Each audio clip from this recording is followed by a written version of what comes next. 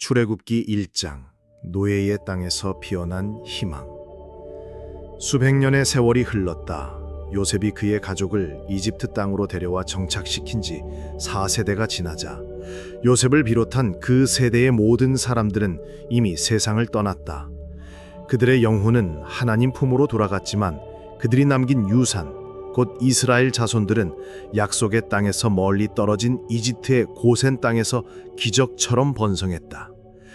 그들은 생육하고 불어나 창성하며 강해져 마침내 온 땅에 가득하게 되었다.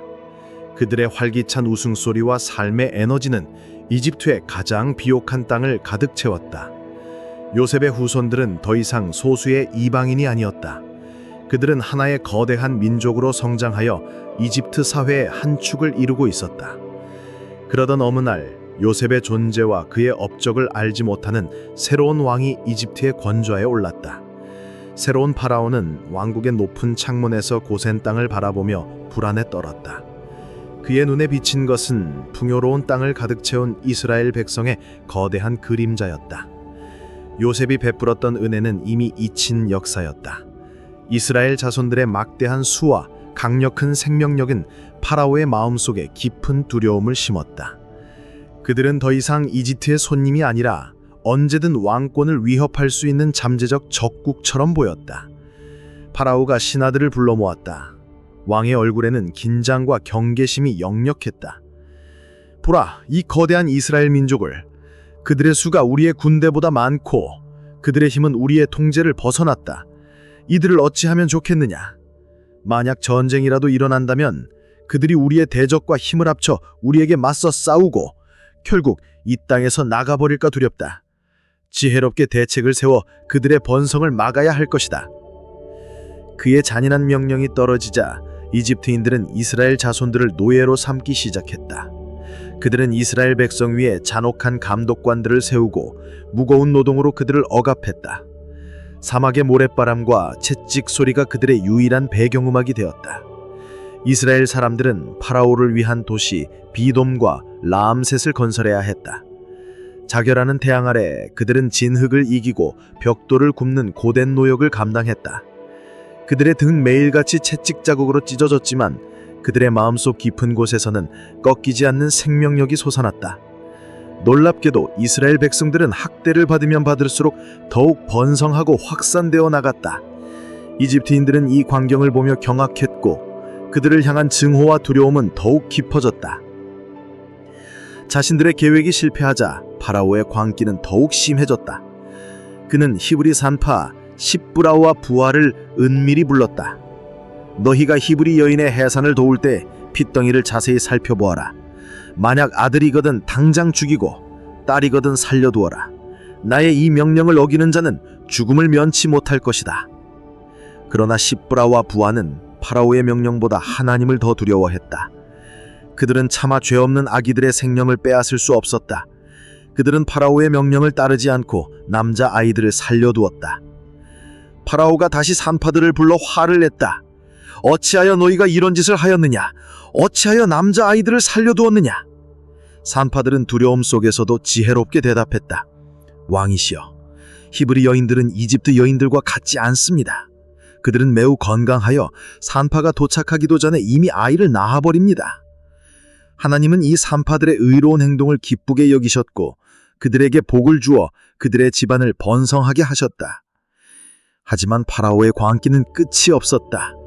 그는 더 이상 은밀한 명령에 의존하지 않았다. 파라오의 명령이 온 이집트 땅에 끔찍한 메아리가 되어 울려 퍼졌다. 히브리인에게서 태어난 모든 남자 아이를 나일강에 던져라. 오직 여자 아이들만 살려두어라. 나일강은 이제 생명의 강이 아닌 죄 없는 아기들의 울음과 어머니들의 절규로 가득 찬 죽음의 강이 될 운명이었다. 이스라엘 백성은 깊은 절망과 슬픔 속에서 하나님의 구원을 간절히 기다렸다. 출애굽기 2장 갈대 상자의 비밀. 레위 가문에서 사랑으로 맺어진 한 남자와 한 여인이 있었다. 그들의 이름은 아므람과 요게벳. 그들의 삶은 파라오의 잔혹한 명령 아래에서도 굳건한 믿음으로 버텨내고 있었다. 그들에게는 이미 미리암과 아론이라는 두 아이가 있었지만 요게벳은 곧 새로운 생명을 품게 되었다. 온 나라를 공포로 몰아넣은 파라오의 명령, 즉 히브리인 남자아이를 모두 나일강에 던지라는 잔인한 포고령이 온 이집트 땅에 울려 퍼지는 가운데 요게벳은 아들을 낳았다. 아기는 갓 태어난 다른 모든 남자아이들처럼 죽음의 강에 던져질 운명이었다. 그러나 어머니는 아기의 맑고 빛나는 눈동자를 보며 직감했다. 이 아이는 단순한 아기가 아니라고. 파라오의 잔혹한 명령조차 꺾을 수 없는 남다른 생명력을 지녔다고. 아기의 작은 미소는 그녀의 마음속에 꺼지지 않는 불꽃을 지폈다. 어머니는 아기를 차마 강에 버릴 수 없었다. 아기의 웃음소리, 작은 손짓 하나하나가 그녀의 마음을 단단히 붙잡았다. 그녀는 파라오의 눈을 피해 아기를 숨기기 시작했다. 석 달 동안 그녀는 아기가 울음을 터뜨릴 때마다 조심스럽게 입을 막고 아기의 작은 발소리 하나에도 온 신경을 곤두세웠다. 아기를 숨긴다는 것은 매 순간이 살얼음판을 걷는 것과 같았다. 파라오의 감시가 엄격해질수록 그녀의 분한은 더욱 커져갔다. 매일 밤 그녀는 아기를 품에 안고 눈물을 흘리며 기도했다. 아들의 작은 가슴이 힘차게 오르내리는 것을 느낄 때마다 그녀의 심장은 찢어지는 듯 아팠다. 제발 이 아이를 지켜주소서. 이 땅의 잔혹함으로부터 당신의 손길로 보호해 주소서. 그러나 석 달이 지나자 아기의 몸집은 커지고 울음소리는 더 이상 숨기기 어려울 만큼 커졌다. 그녀의 마음은 절망과 슬픔으로 무너져 내렸다. 하지만 동시에 그녀는 포기하지 않는 강한 믿음을 품었다. 그녀는 아들을 살리기 위해 마지막 희망을 걸기로 결심했다. 그녀의 떨리는 손이 갈대를 엮어 작은 상자를 만들기 시작했다. 절박한 눈물이 갈대에 떨어져 스며들었다. 정교하게 짜인 갈대 틈 사이로 물이 새어 들어오지 않도록 그녀는 그 상자 안팎에 역청과 나무진을 꼼꼼히 발랐다. 그것은 단순한 상자가 아니었다. 한 어머니의 절규와 사랑과 희망이 응축된 작은 방주였다. 상자 안에 아기를 조심스럽게 눕힌 어머니는 마지막으로 아기의 얼굴을 쓰다듬었다. 아기는 아무것도 모르는 듯 평온한 얼굴로 잠들어 있었다. 그녀의 눈에서는 뜨거운 눈물이 흘러내렸다. 차마 마지막 작별의 말조차 꺼낼 수 없었다.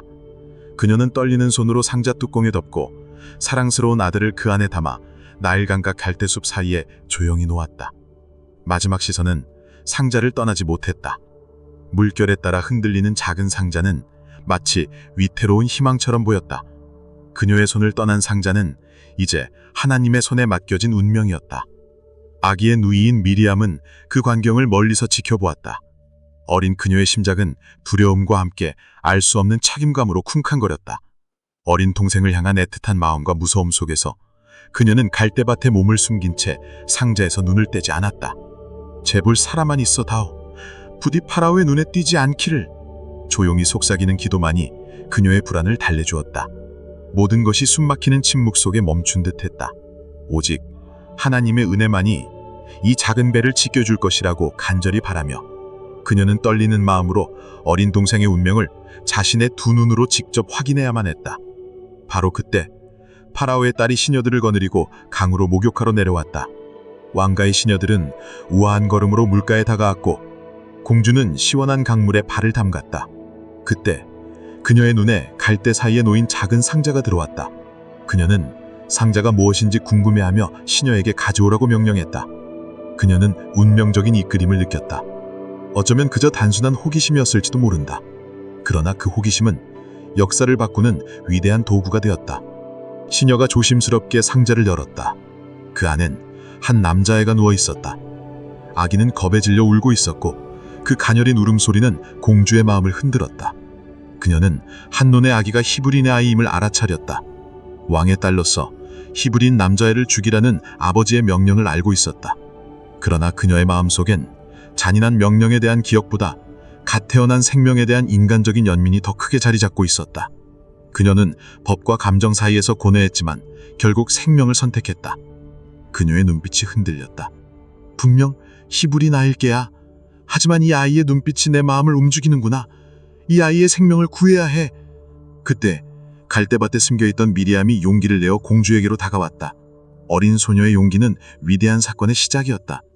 제가 가서 히브린 여인 중에서 아기에게 젖을 먹일 유모를 불러올까요? 미리암의 말에 공주는 고개를 끄덕였다. 그녀의 눈은 이미 아기에 대한 연민으로 가득 차 있었다. 과거다. 미리암은 기쁨과 흥분으로 가득 찬 얼굴로 달려가 자신의 어머니를 불러왔다. 아기 어머니는 다시 품에 안긴 아기를 보고 믿을 수 없는 기적의 말을 잃지 못했다. 절망의 눈물은 어느새 기쁨과 감사의 눈물로 변했다.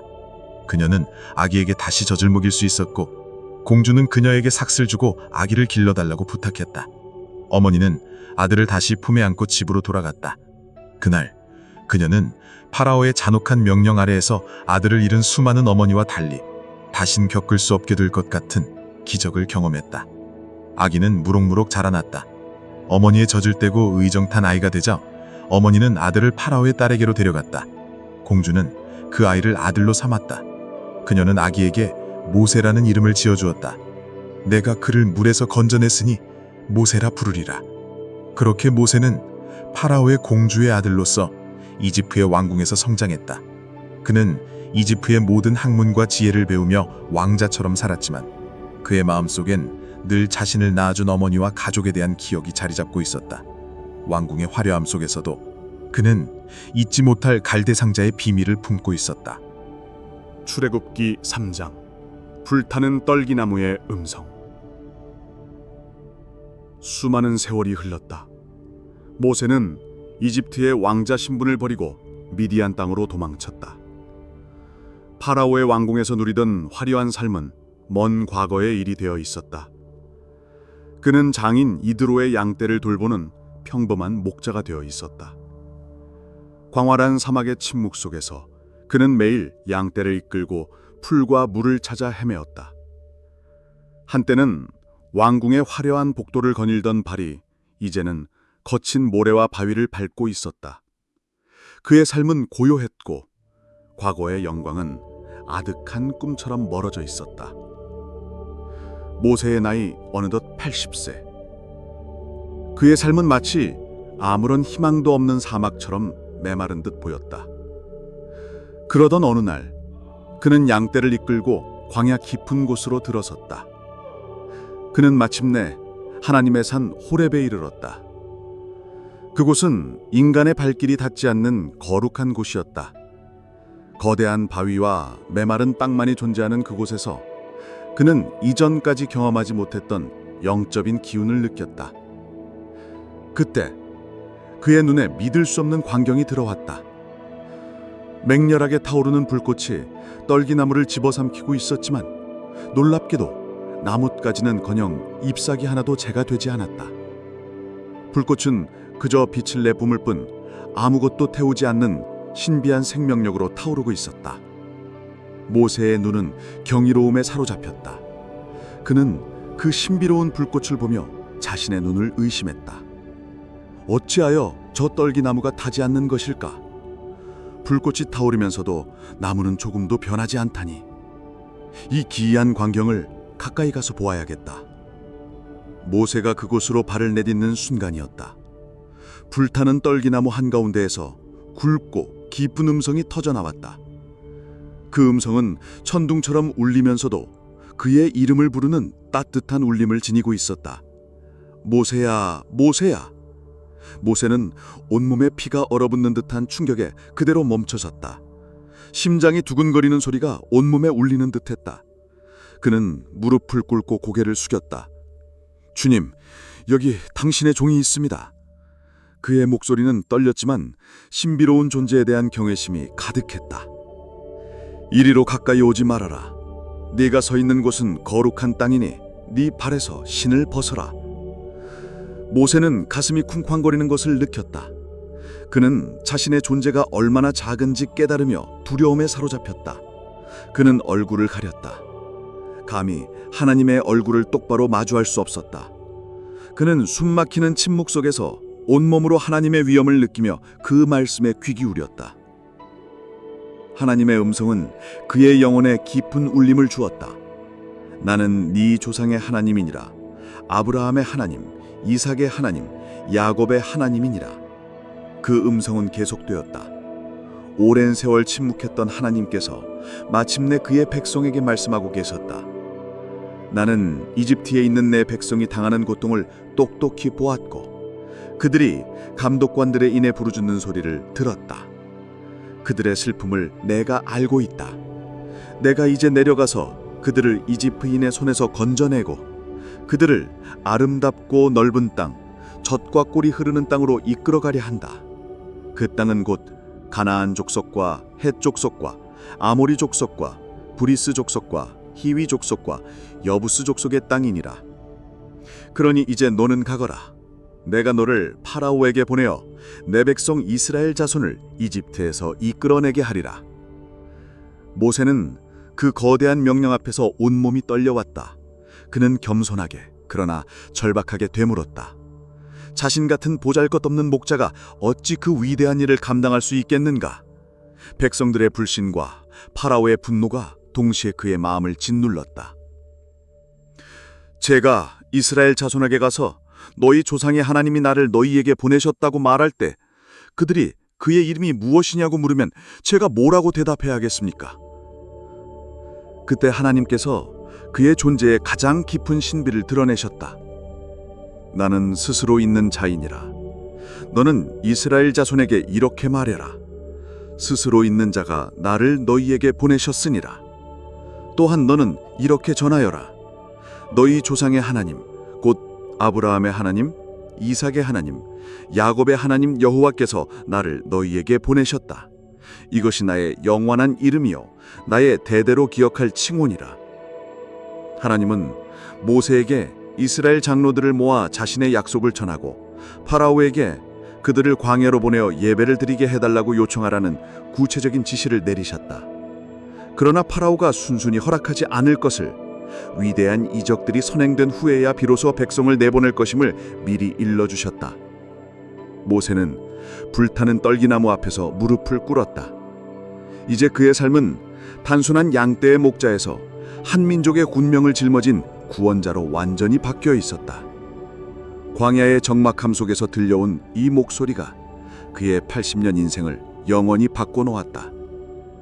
그리고 그 거룩한 불꽃은 꺼지지 않는 희망의 증표가 되어 그의 가슴 속에 새겨졌다.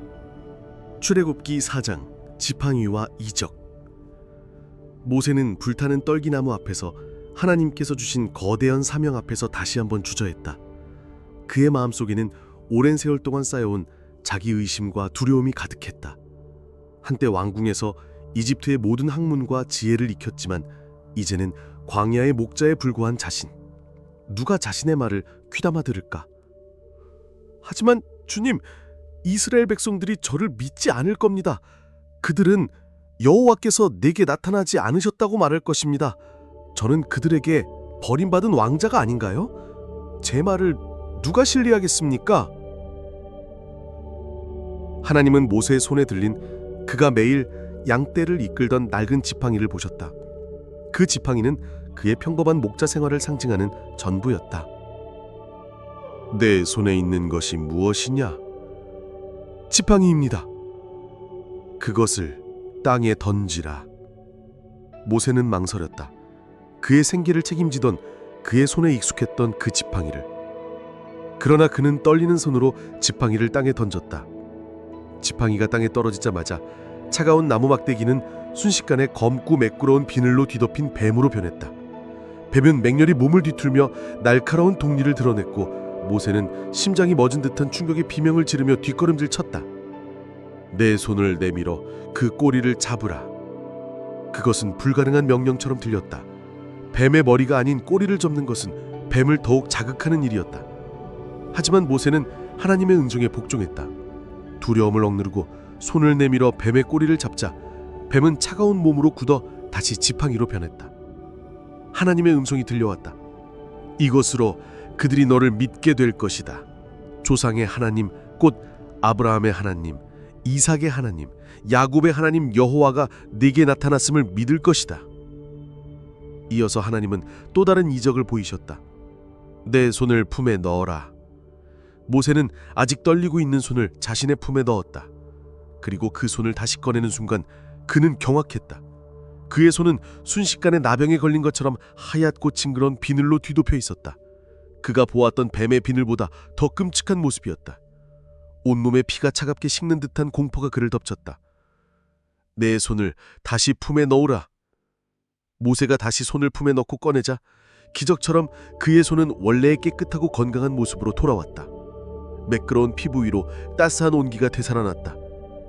생명과 죽음, 저주와 치유의 권능을 두 눈으로 목격한 모세는 경외심에 사로잡혔다. 하나님께서 말씀하셨다. 그래도 그들이 두 이적을 믿지 않으면 나일 강물을 떠서 땅에 부어라. 그 물이 마른 땅 위에서 피로 변할 것이다. 너는 이 세 가지 이적을 통해 내가 너를 보냈음을 증명하게 될 것이다. 모세는 여전히 불안했다. 이적은 보았지만 그의 가장 큰 약점은 변하지 않았다. 그는 하나님께 자신의 부족함을 솔직하게 아뢰었다.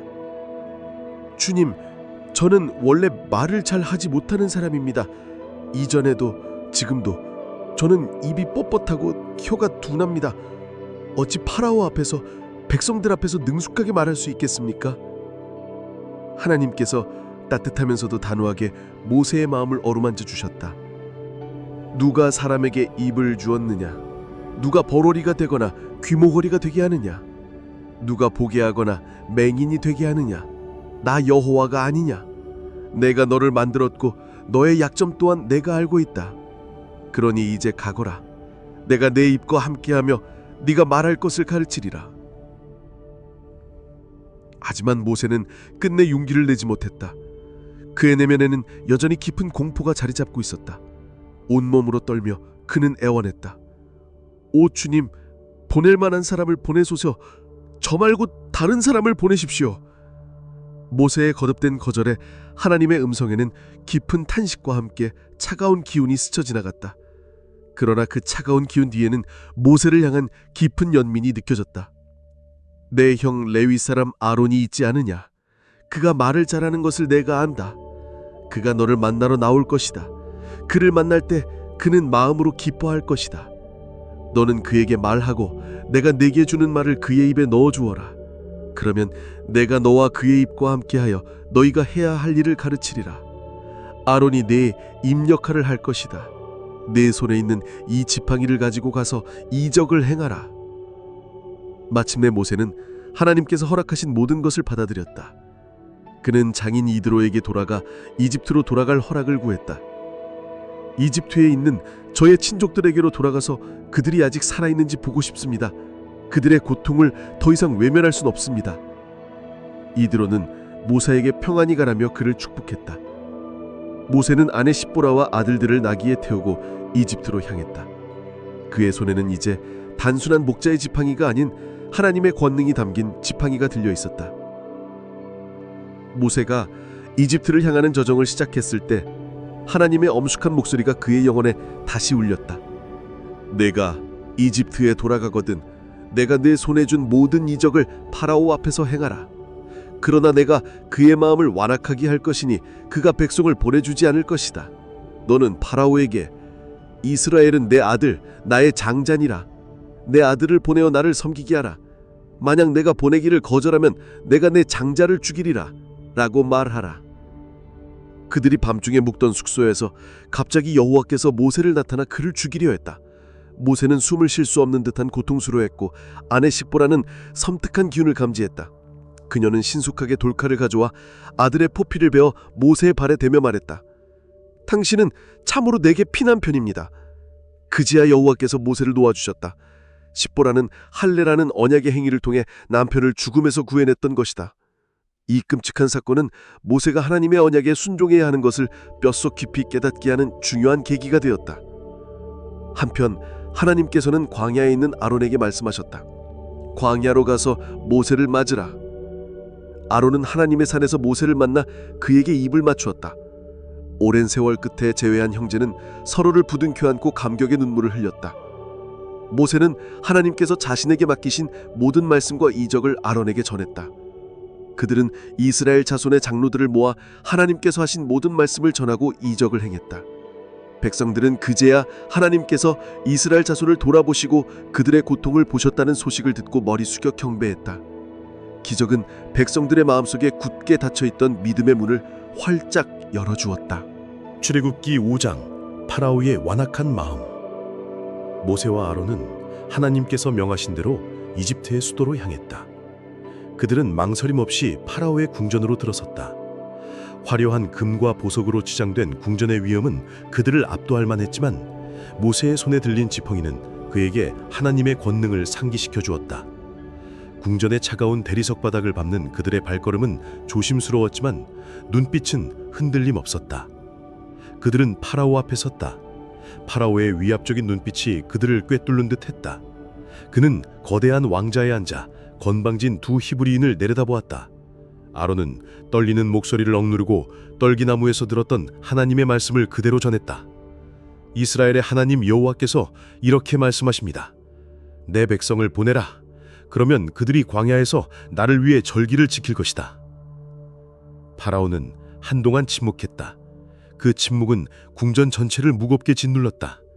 그는 이스라엘 백성을 인간으로 보지 않았고 그들의 신은 하찮은 존재에 불과했다. 그의 얼굴에 거만한 비웃음이 떠올랐다. 여호와가 누구냐? 내가 그의 목소리를 듣고 이스라엘을 보내야 한단 말이냐? 나는 여호와를 알지 못하며 이스라엘도 보내지 않을 것이다. 파라오의 단호한 거절에 모세와 아론은 다시 말했다. 히브리 사람의 하나님이 우리에게 나타나셨습니다. 우리로 하여금 사흘길쯤 광야로 나가서 우리 하나님 여호와께 제사를 드리게 해주십시오. 그렇게 하지 않으면 하나님께서 우리를 전염병이나 칼로 치실까 두렵습니다. 그러나 파라오는 그들의 말을 듣고 오히려 경노했다. 그는 그들이 단지 일을 하지 않으려는 핑계를 대고 있다고 생각했다. 그의 목소리에는 분노와 함께 경멸이 섞여 있었다. 모세와 아론아, 너희가 어찌하여 백성에게 일을 쉬게 하려 하느냐? 너희는 노예들에게 헛된 소망을 심어주어 반란을 꾀하고 있다. 가서 너희의 노동이나 하라. 그리고 파라오는 그날 감독관들에게 새로운 명령을 내렸다. 그의 목소리는 차갑고 단호했다. 노예들이 게으름을 피울 생각조차 못하게 해야 했다. 너희는 더 이상 이스라엘 백성에게 벽돌을 만들 짚을 주지 마라. 그들이 스스로 가서 짚을 주워오게 하라. 하지만 벽돌의 수는 이전과 똑같이 만들어 오게 하라. 그들이 게으르기 때문에 우리가 가서 우리 하나님께 제사를 드리자고 외치는 것이다. 그 명령은 이스라엘 백성에게 전해졌다. 파라오의 새로운 정책은 그들의 삶을 짓밟았다. 짚은 벽돌을 굳기는 필수 재료였지만 이제는 짚도 없이 벽돌을 만들어야 했다.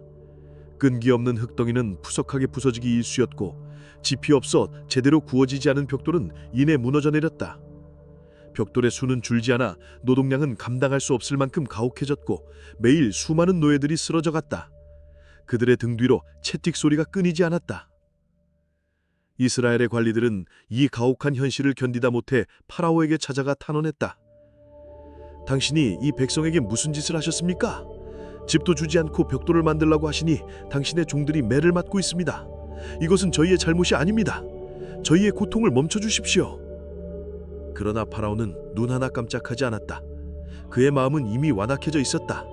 그는 이스라엘 백성을 인간으로 보지 않았다. 너희는 게으르다. 그러므로 가서 여호와께 제사를 드리자고 말하는 것이다. 가서 일하라. 짚은 주지 않겠지만 벽돌은 똑같이 만들어야 할 것이다. 이스라엘의 관리들은 파라오 앞에서 나와 모세와 아론을 만났다. 그들은 모세와 아론을 원망하며 소리쳤다. 그들의 얼굴에는 절망과 분노가 가득했다. 당신들 때문에 우리가 더 큰 고통을 받게 되었습니다. 당신들이 우리를 파라오의 손에 넘겨 죽게 만들었소. 여호와께서 당신들을 심판하실 것이요. 모세는 백성들의 원망을 듣고 가슴이 무너져 내렸다. 그는 다시 하나님께 돌아가 부르짖었다. 그의 마음속엔 깊은 절망감이 밀려왔다. 주님, 어찌하여 이 백성에게 이렇게 고통을 주십니까? 어찌하여 저를 보내셨습니까? 제가 파라오에게 주의 이름으로 말한 후로 그는 이 백성을 더욱 괴롭히고 있습니다. 주님, 주님께서 주의 백성을 구원하지 않으시니 저는 대체 무엇을 해야 합니까? 그러나 하나님은 모세에게 다시 말씀하셨다. 하나님의 목소리는 모세의 절망을 뚫고 들어와 그의 영혼에 힘을 불어넣어 주었다. 이제 네가 파라오에게 내가 행할 일을 보게 될 것이다. 강한 손으로 파라오가 그들을 내보낼 것이다. 내가 더 강한 손으로 그들을 이 땅에서 쫓아낼 것이다. 이 모든 것은 나의 계획이며 너는 나의 능력을 목격하게 될 것이다. 출애굽기 6장. 다시 시작되는 약속. 모세의 절규가 멈춘 뒤 모든 것이 침묵에 잠겼다. 광야의 바람 소리조차 잦아든 듯한 그 순간 모세는 깊은 절망감 속에서 자신을 잃어버렸다. 그때 정적을 깨고 거대한 천둥과도 같은 음성이 다시 들려왔다. 그 목소리는 흔들리는 모세의 영혼을 붙잡는 듯 단단했다.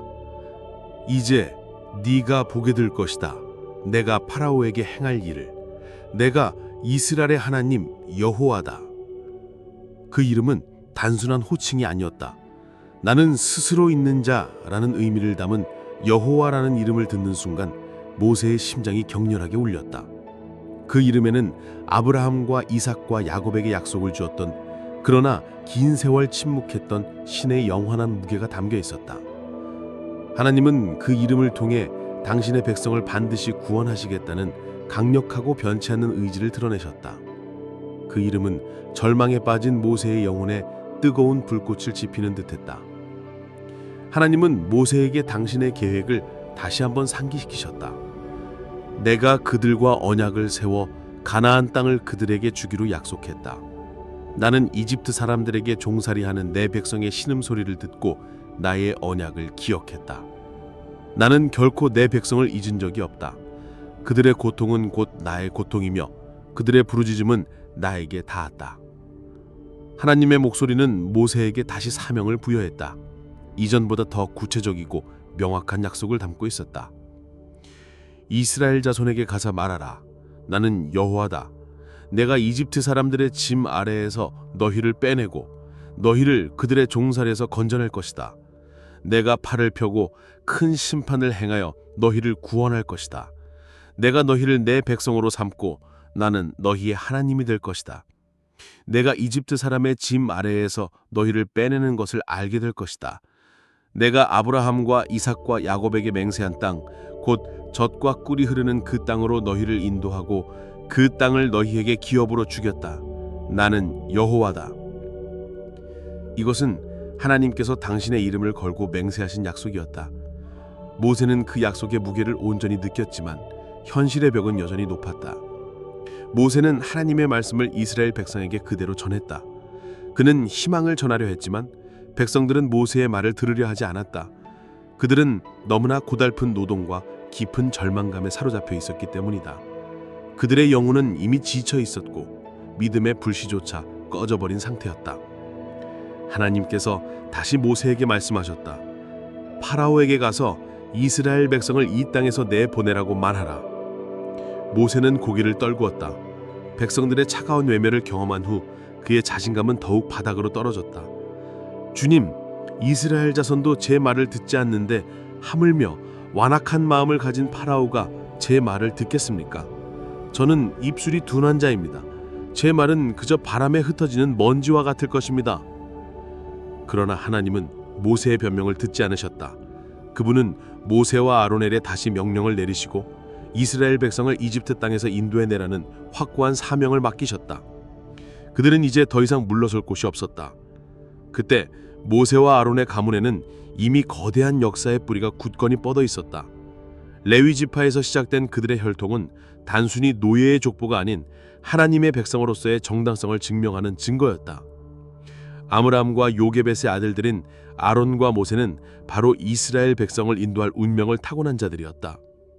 바로 이 두 형제 아론과 모세가 이스라엘 자손을 그들의 군대대로 이집트 땅에서 인도해내라는 하나님의 명을 받은 이들이었다. 파라오에게 이스라엘 자손을 내보내라고 말한 자도 바로 이 모세와 아론이었다. 그들은 혈통적으로도 사명적으로도 한 몸이었다. 하나님께서 모세에게 이스라엘 자손과 파라오에게 말하라고 명령하신 바로 그날, 하나님은 모세에게 단호하게 말씀하셨다. 나는 여호와다. 내가 너에게 이르는 말을 파라오에게 모두 전하라. 모세는 여전히 입술이 굳은 자신의 모습을 느끼며 마지막으로 고백했다. 주님, 저는 입술이 둔한 자입니다. 파라오가 어찌 제 말을 듣겠습니까?